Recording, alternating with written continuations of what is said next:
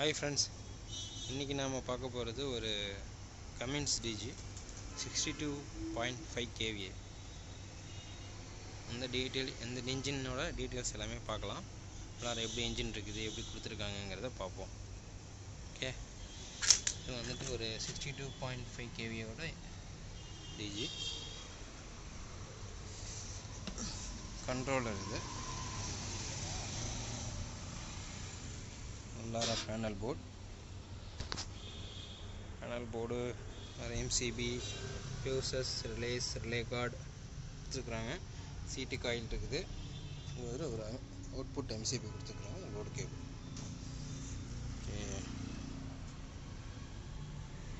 சீட்டு பார்த்தீங்கன்னா ஒரு பேட்டரி இருக்குது. 130 Ah பேட்டரி. ரேடியேட்டர் இது வந்து TA இன்ஜின், டர்போ, அப்புறம் ஆஃப்டர் கூலர் இருக்கிற இன்ஜின். டர்போ சார்ஜர் இங்கே வந்து ஆஃப்டர் கூலர் இருக்குது. இது ஆஃப்டர் கூலர். ரேடியேட்டர். இது 4 சிலிண்டர் இன்ஜின்ஸ். இந்த பக்கம் பார்க்கலாம்.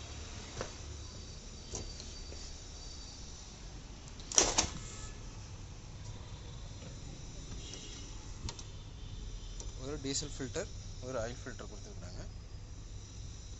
சைடு ஏர் ஃபில்டர் இருக்குது. ஸ்டாம்ஃபோர்ட் ஆல்டர்னேட்டர் இருக்குது. ஓகே. இப்போ வந்து இந்த 60.5 kVA எப்படி வந்து DG ஸ்டார்ட் அண்ட் ஸ்டாப் எப்படி பண்ணலாம் அப்படிங்கிறத அந்த கண்ட்ரோலரில் பார்க்கலாம். இந்த கண்ட்ரோலரில் வந்து மேனுவல் மோடில் ஆட்டோமேட்டிக்காக அது ஸ்லீப் மோடு போயிடும். இது ஆன் பண்ணுறதுக்கு ஜஸ்ட் இதை ப்ரெஸ் பண்ணால் ஆட்டோமேட்டிக்காக ரீசெட் ஆன் ஆயிடும். மேனுவலாக ஸ்டார்ட் பண்ணுறதுக்கு இங்கே மேனுவல் மோடு இருக்குது. இந்த மேனுவல் போர்டை ப்ரெஸ் பண்ணதுக்கு அப்புறமா இந்த ஸ்டார்ட் பட்டன் அழுத்தணும். ஸ்டார்ட் ஆகிடும்.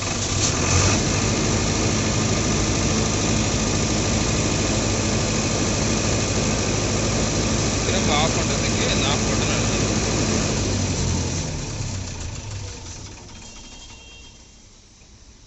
இது மேனுவல் மோடு ப்ரெஸ் பண்ணி ஸ்டார்ட் பண்ணி ஸ்டாப் பண்ணுறதுக்கு ஆட்டோமேட்டிக் மோடு வேணும் அப்படின்னா இந்த ஆட்டோ மோடில் ப்ரெஸ் பண்ணிட்டீங்க அப்படின்னா டேரெக்டாக ஆட்டோ மோடுக்கு போயிடும்.